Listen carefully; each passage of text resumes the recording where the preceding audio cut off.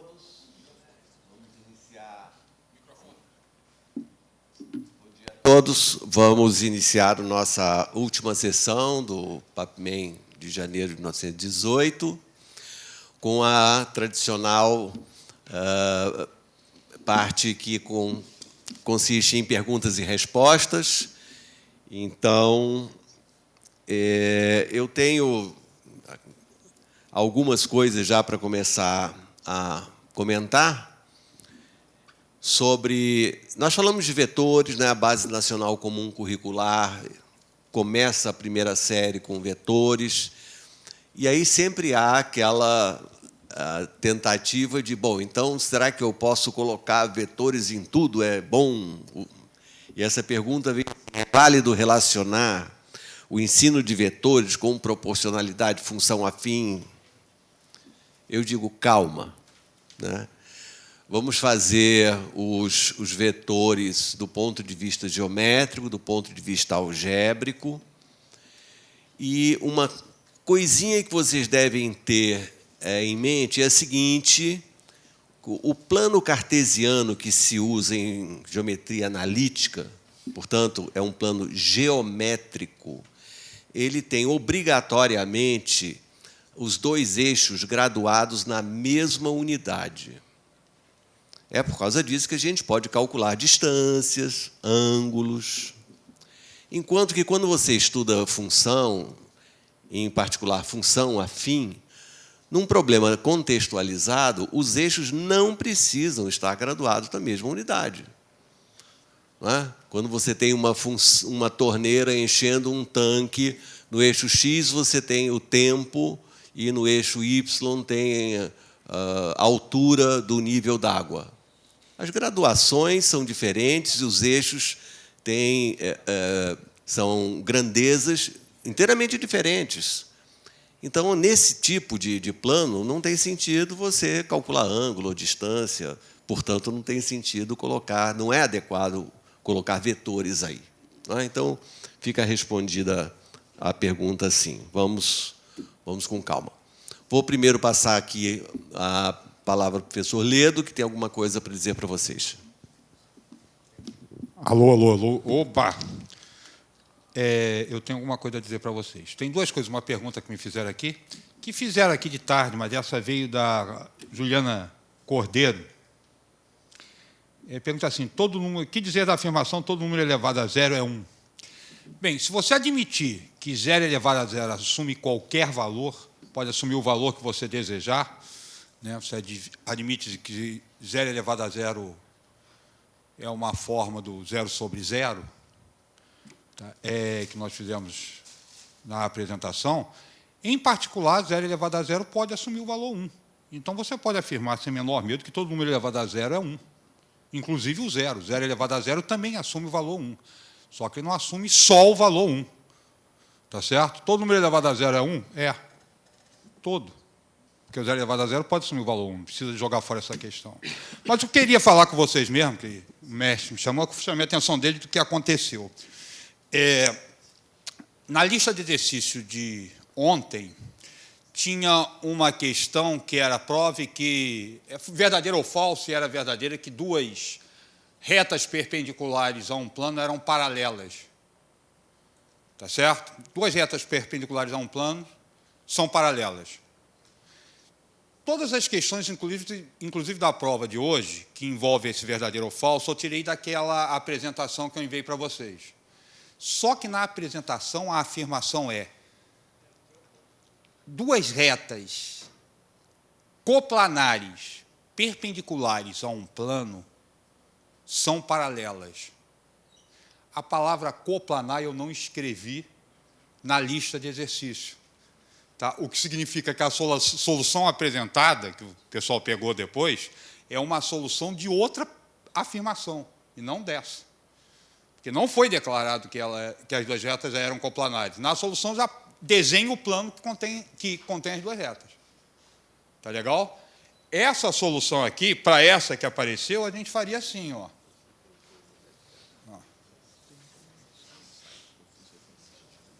Plano π, vamos considerar aqui uma reta R Vamos considerar aqui uma outra reta. Vou chamar de R'. Essas duas retas perpendiculares ao plano.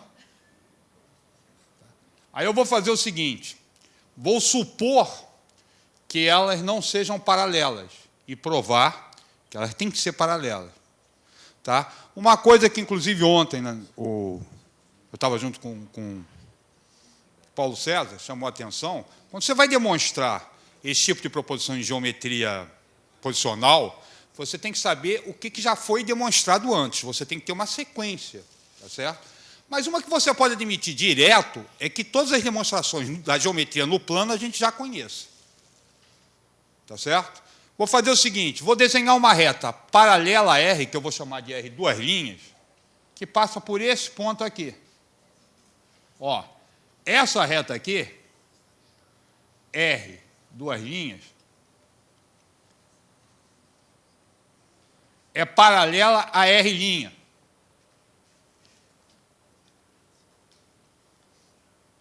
Mentira. R, duas linhas, é paralela a R. Passando por esse ponto, que eu vou chamar de ponto P. Essas duas retas são distintas e concorrentes. Existe um plano que contém essas duas retas.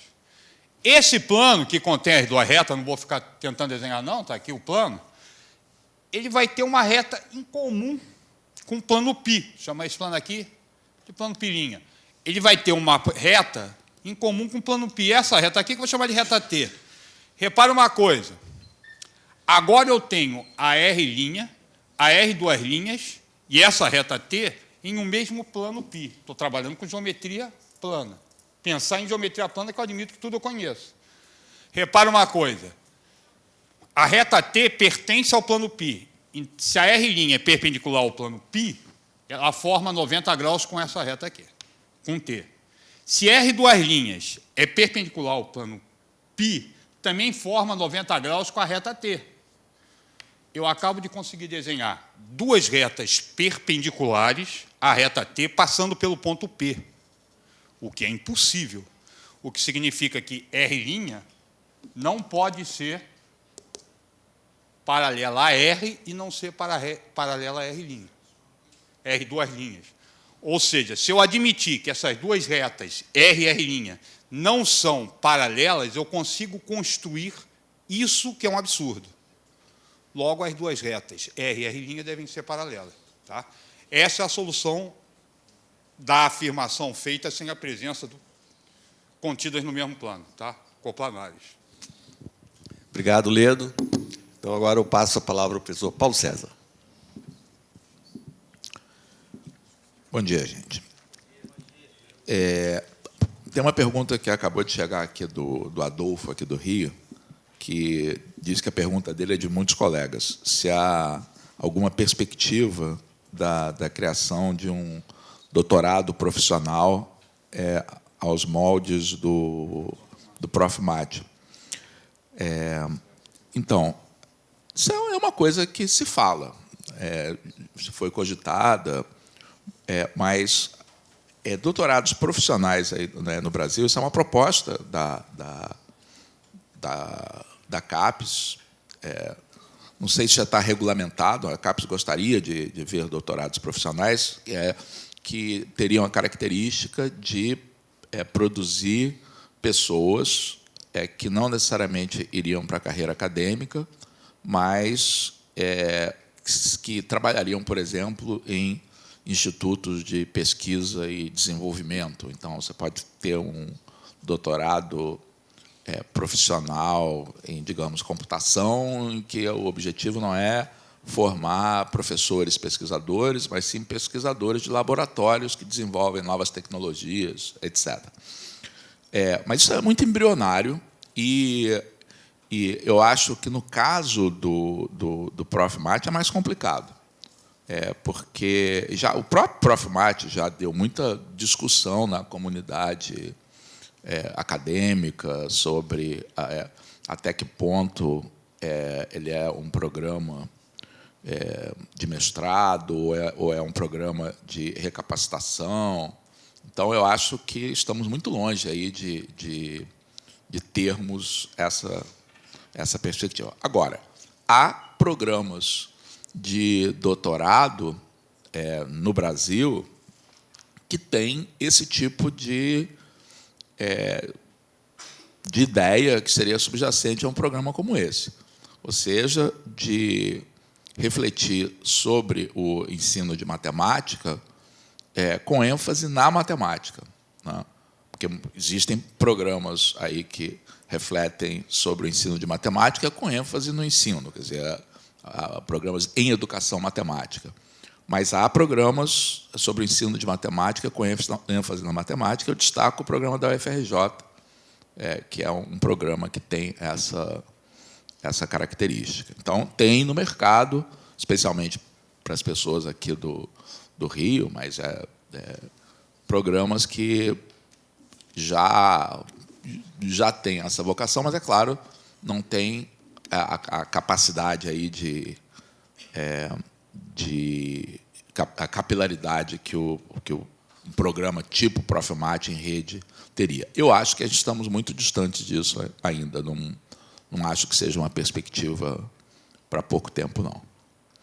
Então, aproveitando aí que eu estou com a palavra, eu fiquei devendo a vocês, na minha primeira aula, sobre contagem, o material que foi distribuído para vocês é um trecho de uma apostila que é usada no programa de iniciação científica da OBMEP. Então, eu queria, João, podemos mostrar aquele site lá?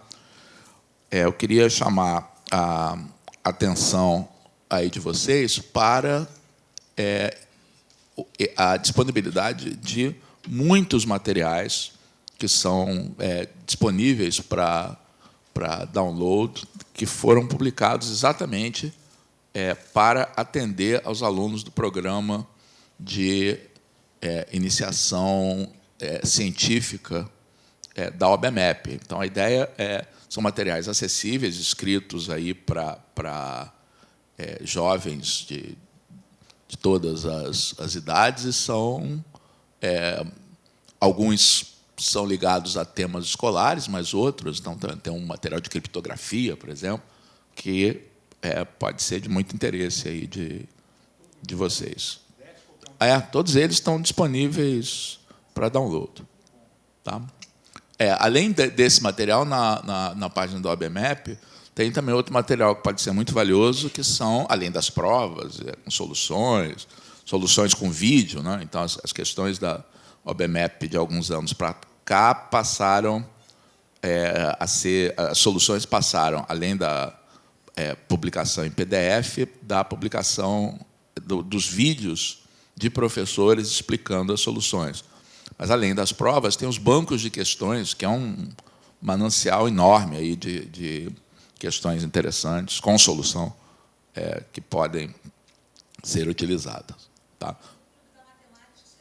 Também tem o material do Clube da Matemática. Tem muita coisa aí na página da OBMEP para poder ser explorado. Isso o Wagner pode falar um pouco mais aí sobre o Portal da Matemática. Sim, o Portal da Matemática, também ligado à OBMEP, possui uma quantidade já significativa, eu diria até enorme, de aulas gravadas sobre todos os temas da matemática escolar e outros nem tanto. São vídeos que, no estilo antigo, né, o professor e o quadro de giz, mas, eventualmente, com o apoio de recursos computacionais, né?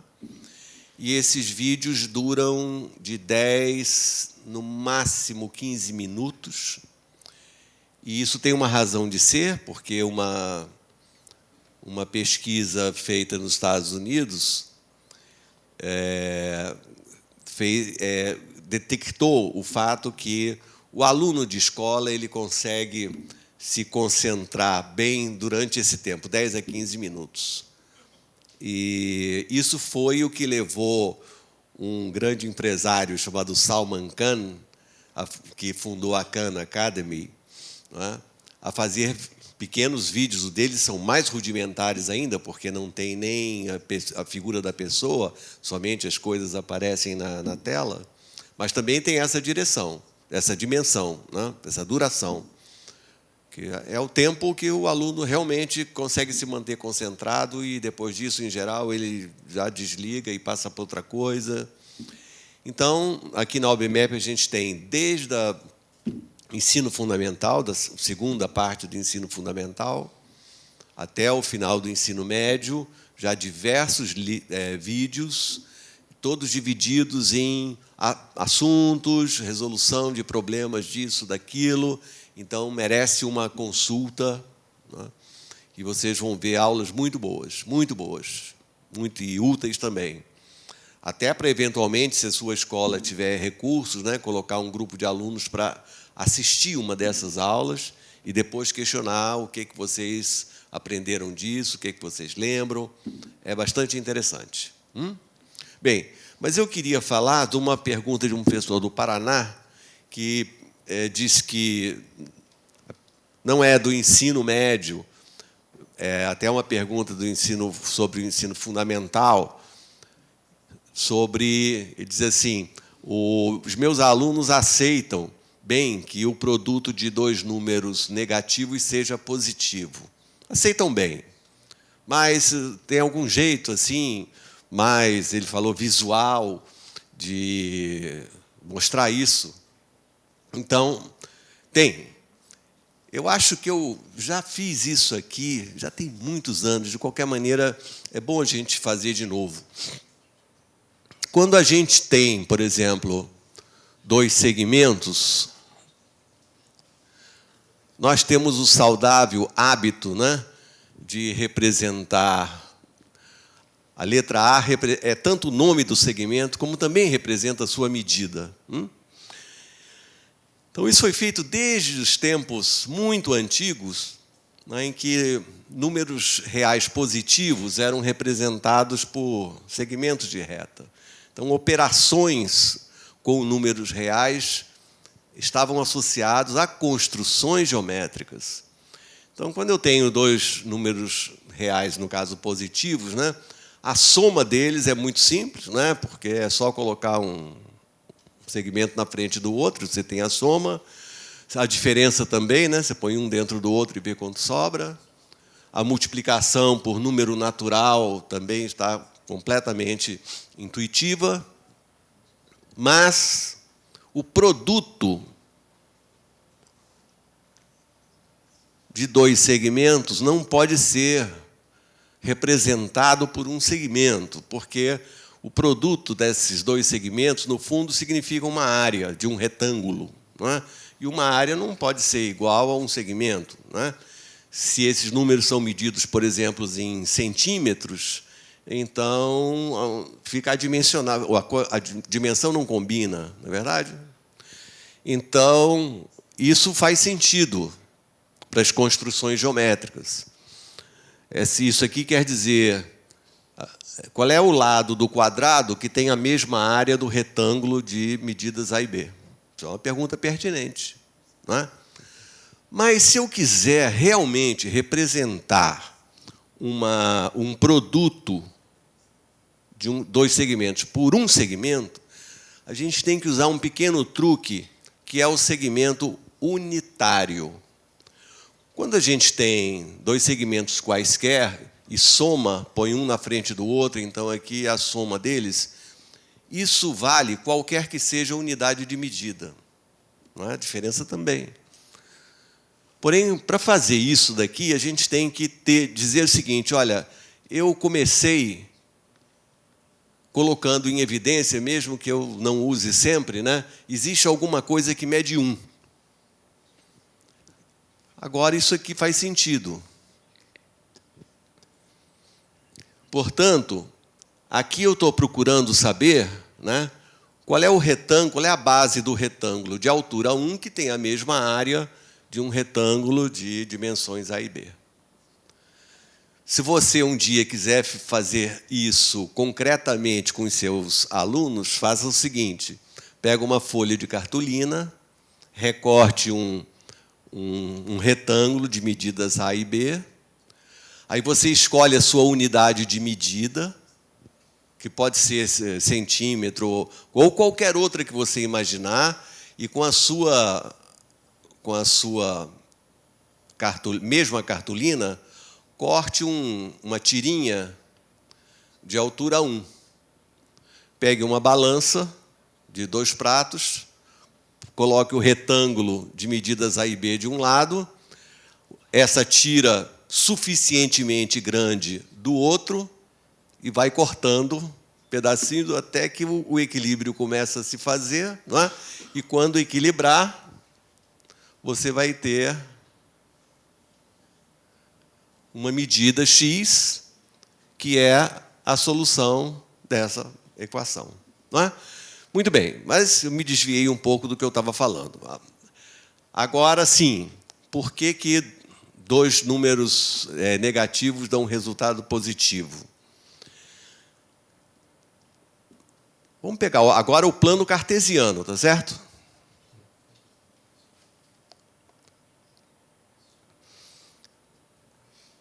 Vou colocar aqui a minha unidade de medida. Agora, eu vou marcar aqui um número A positivo e um número B positivo. E vou combinar com vocês a seguinte construção. Ligue um com B e tire paralela por A. E vamos examinar quem é esse número. O teorema de Tales, né, já que eu fiz paralelas, diz que 1 está para A, assim como B está para X. Ah, sim. Então eu consigo visualizar X como produto AB. Agora, A é uma abscissa, né? B é uma abscissa no eixo vertical, e essa construção ela permite construir o produto, que, como você vê, é positivo. Vamos fazer essa construção agora quando um dos números é negativo.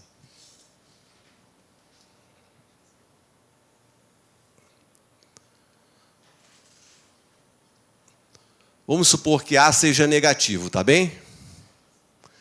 Então, aqui está a nossa unidade, 1. Aqui tem A, que agora é negativo, B é positivo. Vamos lembrar como é? A gente liga 1 com B e tira a paralela por A.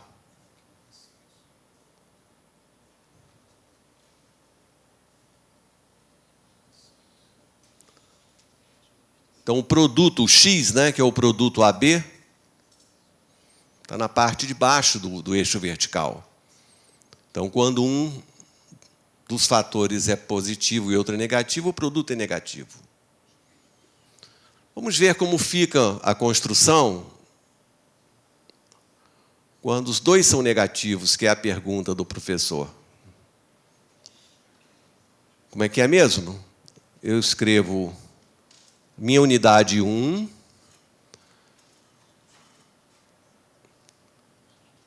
A é negativo, B é negativo, e agora eu vou enxergar onde está o produto. Como é a mesma construção, ligue 1 com B e tire paralela por A.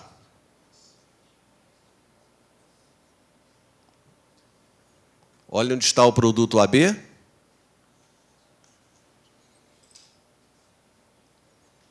Teorema de Tales.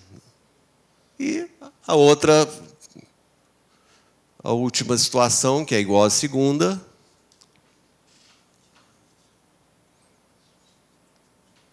Marque a sua unidade. O A é positivo, né? O B é negativo. Veja a construção, ligue 1 com B Tire paralela por A. Olha o produto AB, que é negativo, não é? Quando um dos fatores é negativo. E é positivo, não é? Quando ambos, A e B, têm mesmo sinal, ou ambos positivos ou ambos negativos. Então, professor, se quiser ilustrar uma figurinha para mostrar a regra dos sinais, isso fica bastante interessante. Ok? Bem, o professor Luciano, ele não está aqui conosco porque está trabalhando em Maceió, visitando aquelas praias, mas não só visitando aquelas praias, mas ele está na nossa chamada Semana Olímpica. Então, todo ano, né, exatamente nessa época, nós reunimos os medalhistas da OBMEP e da OBM, né, que agora se fundiram, para uma semana de confraternização, aulas, treinamentos. Então, por isso, o Luciano deu aula na segunda-feira e voou para a Semana Olímpica. Mas ele andou conversando aqui com pessoas aqui do Rio de Janeiro e deixou gravadas 3 perguntas, respostas de 3 perguntas que nós vamos ver agora. John, por favor. Luciano, então, no ar. Oi, pessoal, bom dia. No momento que eu estou fazendo essa gravação, é quase certo que eu não vou conseguir estar presente na sexta-feira, hoje, né, para vocês. Então, vou deixar algumas respostas gravadas aqui para vocês, tá? Então, não teve muito tempo de chegarem muitas perguntas para mim, mas a maioria das perguntas, até do pessoal que estava aqui no auditório, tem a ver, claro, com algumas lacunas que eu deixei, algumas coisas que eu deixei meio soltas, então eu vou tentar preencher, né, umas 3 ou 4 lacunas que eu deixei. A primeira foi a última, né, foi o último problema que nós resolvemos, que realmente em poucos minutos eu resumi bastante, eu vou explicar com mais detalhes para vocês agora, tá? Então, o problema era calcular, na verdade ele pedia provar que, né, mas a gente vai calcular. O provar que acaba sendo mais fácil porque ele te dá a resposta. Mas calcular o resto da divisão deste polinômio por x² menos 1, né? Então, divisão, resto da divisão por x² menos 1. Então, a ideia da solução é generalizar o que nós fizemos com números inteiros, né?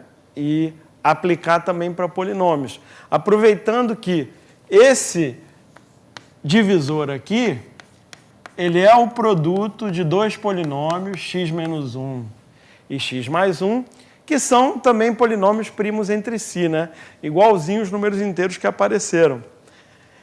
Então, dá para desconfiar que talvez os restos separadamente das divisões por x menos 1 e x mais 1 nos ajudem a calcular o resto pelo produto, que é o x² menos 1, e isso de fato acontece, né?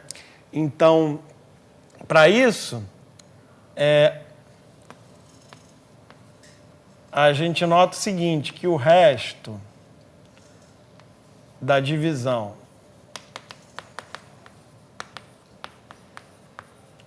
por x menos 1 é o P de 1, né? Que você calcula aqui e dá 3, né? E o resto da divisão por x mais 1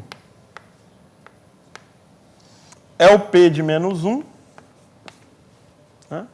Que é 1, né? 1 menos 1 mais 1.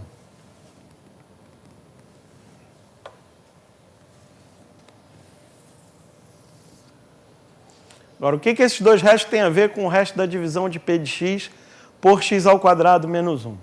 Ora, fazendo a divisão, vai haver um polinômio quociente, que a gente está chamando de Q de x, vezes o divisor, que eu já vou escrever em forma de produto, certo? Mais um resto. Vou deixar indicado aqui o resto. Durante a solução a gente já escreveu direto ele ax mais b. Vou deixar indicado para você ver que, na verdade, você consegue generalizar também esse procedimento aqui, né? Porque o importante aqui é os restos das divisões por x menos 1 e por x mais 1, eles são obtidos substituindo o x por 1 e por menos 1, respectivamente. Então, isso pode ser feito aqui, nessa expressão também, e pelo fato da gente ter aqui o x menos 1 e o x mais 1 também, cada vez que a gente substituir, o quociente vai ficar multiplicado, quer dizer, o Q de 1, Q de menos 1, vai ficar multiplicado por 0. Então, a gente consegue descobrir o quê? Ó, P de 1 é Q de 1 vezes 0, né? Mais o R de 1. E o P de menos 1 é o Q de menos 1 vezes 0 também,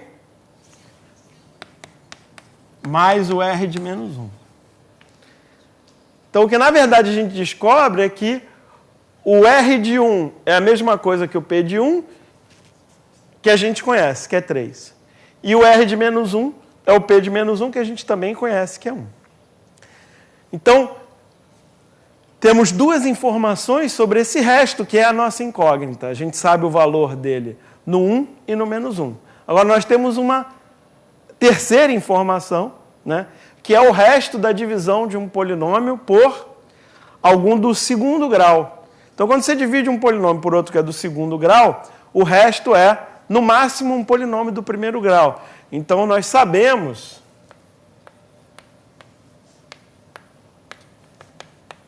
que o R de x é da forma ax mais b. Certo? Além disso, vou repetir, nós sabemos que o R de 1 é o P de 1, que dá 3, e sabemos que o R de menos 1 é o P de menos 1, que é 1. Certo?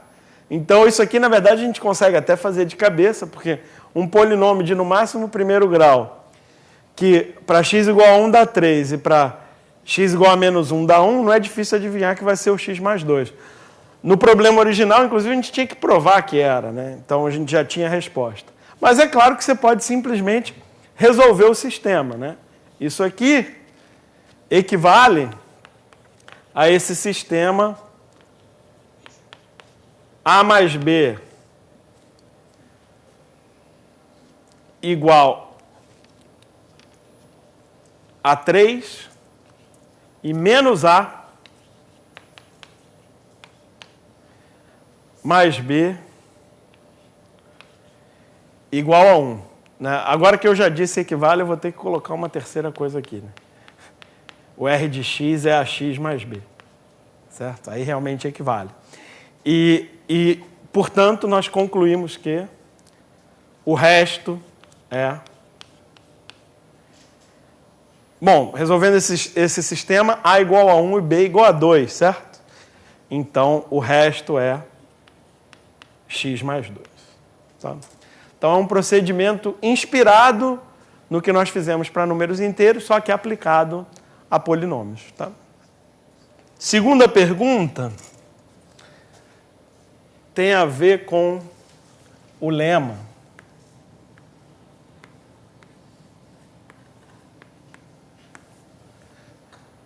Que durante a aula hoje mais cedo nós citamos, né, de passagem, que é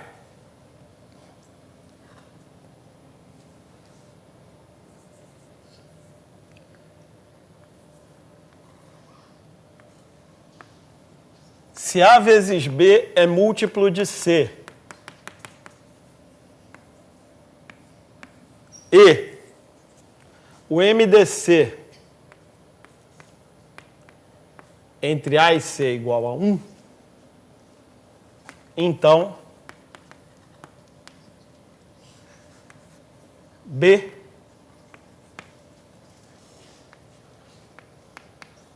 é múltiplo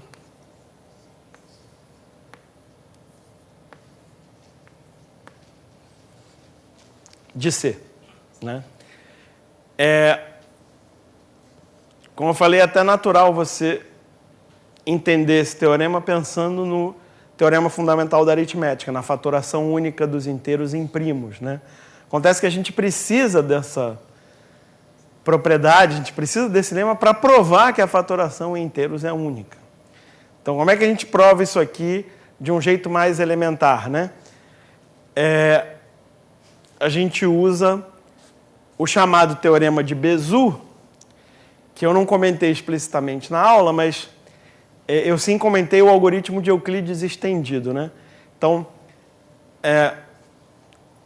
pelo algoritmo de Euclides estendido, então vou escrever um esboço da demonstração, né? Então, pelo algoritmo de Euclides estendido, ou pelo teorema de Bézout, certo? Existem x e y. Lembrando que todas as variáveis aqui representam números inteiros, né? Então são x e y inteiros, tais que ax mais cy é igual a 1. Né? Então isso é o que a gente obtém com aquele procedimento do algoritmo de Euclides estendido. O MDC entre dois números, no nosso caso A e C, ele é sempre igual a um múltiplo de A mais um múltiplo de C. Então a gente sabe que isso é verdade, que existem esses números, certo? E agora, para concluir a demonstração, basta multiplicar essa igualdade toda por B, né? Olha só que legal.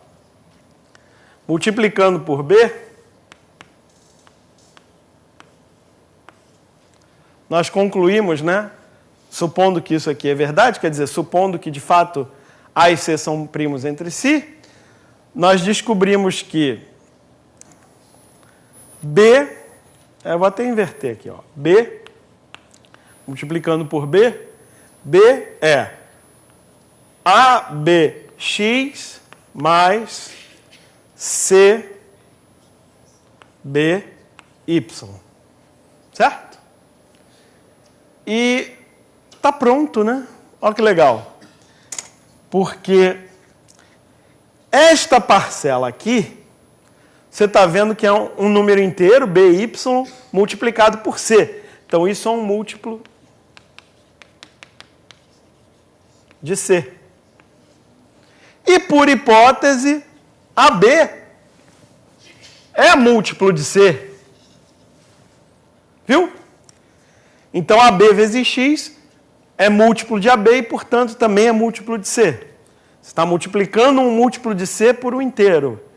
Continua múltiplo de C. Então, esse é múltiplo de C. Então, olha só. Olha quem é o B. O B é a soma de dois múltiplos de C. Então, é claro que B é múltiplo de C. Certo?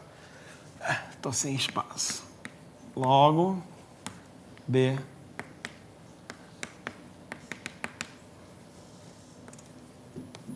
de C. Certo? Então,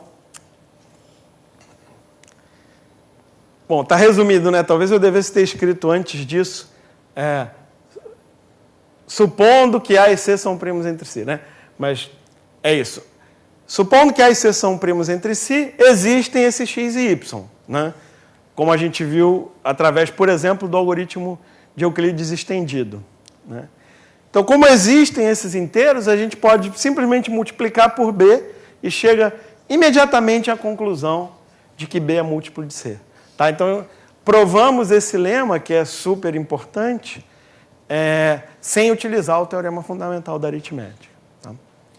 E aí podemos aplicar esse lema para demonstrar o teorema fundamental da aritmética, se assim desejarmos, ok? Então, beleza. Uma terceira pergunta que apareceu no final da aula também, né? Um colega nosso aqui do Rio de Janeiro me perguntou sobre aquele problema do exame de qualificação, que era isso, era 13x congruente a 1, módulo, não vou lembrar de cabeça, mas eu tenho anotado ali no canto, 2436. E 36? E 36.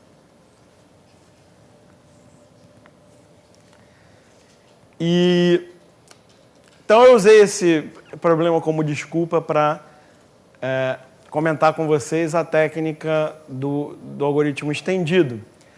Mas, conversando com um colega, eu comentei que tem uma alternativa que talvez... Quer dizer, talvez não. É mais rápida neste caso, porque o 13 é pequeno. Então, você pode aproveitar que o 13 é pequeno e fazer... Em vez de fazer congruência módulo 2436, faz congruência módulo 13. Tá? Como? Ora, isso aqui é equivalente a 13x igual a 2436A mais 1, né? Isso a gente já tinha feito.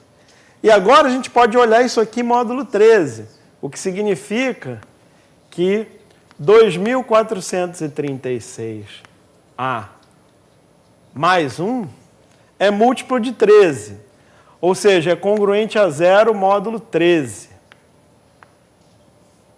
Tá?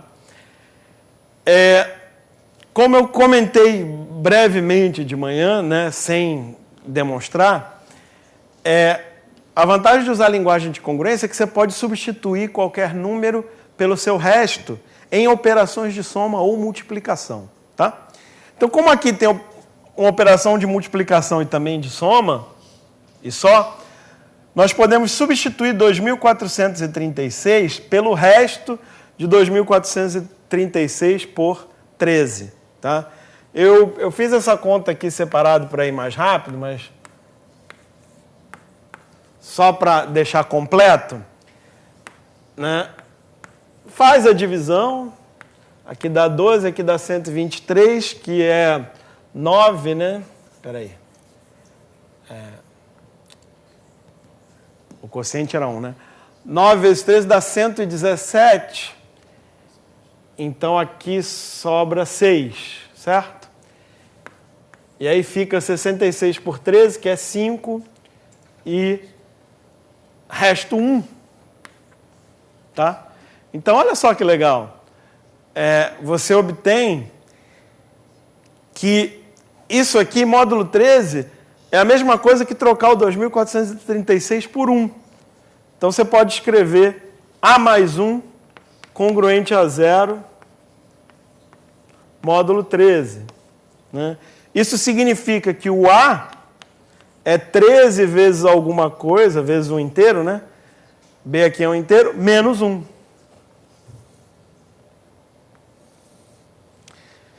E a partir daí você simplesmente substitui o A ali e acha o X, certo? Eu acho que essa conta eu posso deixar para você fazer, né? Vou só deixar indicado. Você faz 13x igual a 2436 vezes o A que você encontrou aqui, que é 13b menos 1, né? Mais 1. Pelo fato de você ter escolhido esse A adequadamente, o lado esquerdo vai ficar o lado direito, perdão, vai ficar múltiplo de 13. Você vai poder dividir os dois lados por 13 e achar o valor de x, tá? Que detalhe, você vai achar o valor de x em função desse b, certo? E você vai ver que isso vai ser equivalente às soluções encontradas pelo outro método, tá? Então, pessoal, de minha parte é isso aí. Muito obrigado pela atenção de vocês. Até o próximo Papo Man. Um abraço. Obrigado, Luciano. Oi, pessoal, bom dia. Obrigado, então. rápidas. Professor Gabriel Pinto, do Instituto Federal do Piauí, campus Uruçuí. Ele pede para que a gente comente a matriz curricular do curso de matemática dos institutos federais. Bom, eu não conheço, e assim que eu conseguir uma cópia, eu prometo que eu leio e escrevo de volta. Mas, com certeza, estará bem desatualizada, não é? Porque vem a Base Nacional Comum Curricular aí, e essa matriz deve ter sido feita, sabe lá Deus quando. O professor Natan, da Universidade Federal de Campina Grande, diz que eu, quando estava falando em vetores, às vezes eu falava em conceito de vetor, às vezes eu falava em definição, e ele pergunta se existe alguma diferença formal entre essas palavras, e eu te digo, Natan, na aula eu usei com o mesmo significado, né? E a palavra que vinha na cabeça eu dizia, usei realmente com o mesmo significado. E quero ainda resolver um problema que, aqui do Rio de Janeiro mesmo, mas que não é inédito, mas é interessante. É o seguinte. Cadê a folha aqui? Espera aí, só um minuto. Tá.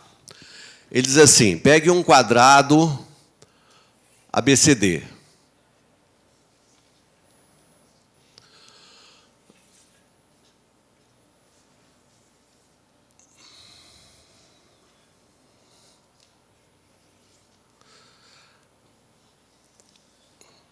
Lembrando que tem uma aluna aqui no Rio de Janeiro que ela é engenheira e que está fazendo matemática agora. Não me lembro o nome dela, mas eu sei quem é. Ela, num problema, ela colocou assim, AB, CD, né, para o quadrado ABCD.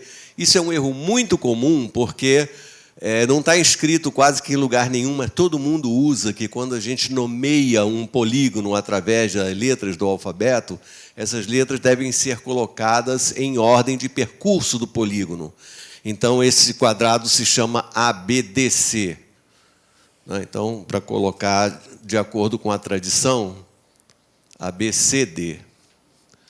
Aí, diz assim, pegue um ponto P qualquer do lado BC, qualquer, em qualquer lugar, tá bem? Daí, você traça por C uma perpendicular à reta AP. A reta AP, e aí vem uma perpendicular traçada por C.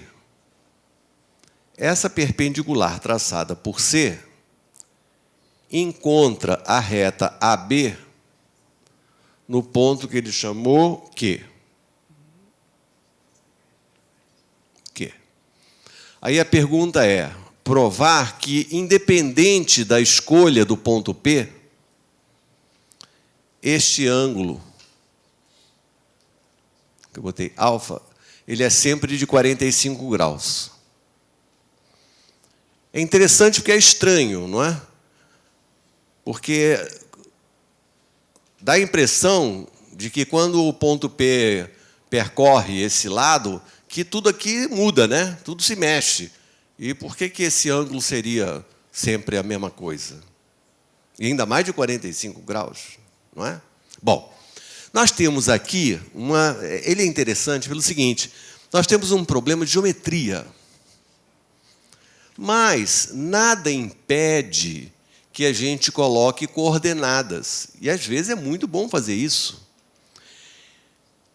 Já aconteceu, né? Então, eu vou fazer o seguinte, eu vou colocar essa figura no meu plano cartesiano, então eu tenho que escolher a origem e os eixos, né? Eu vou escolher, porque eu sou esperto,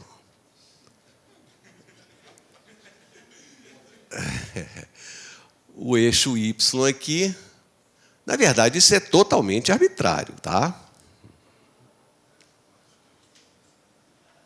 e o eixo x aqui. E a origem está aqui em B, né? Outra coisa que vocês têm que se habituar é a seguinte. O problema fala num quadrado ABCD. O que você deve colocar para o tamanho do lado desse quadrado? Alguém já respondeu.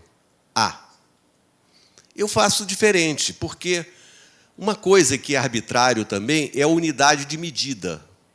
Eu não preciso usar sempre centímetro, ou metro, ou qualquer outra. Eu vou adotar que a unidade de medida que eu vou usar seja 1. Então, quando um problema de geometria, né, fala numa figura, fala em ângulos, mas não dá nenhum comprimento, você tem todo o direito, e, aliás, isso é muito bom, de arbitrar a sua unidade de medida, chamar algum segmento de 1. Muito bem. Então, o meu quadrado tem lado 1. Esse ponto A, então, tem coordenadas -1 e 0.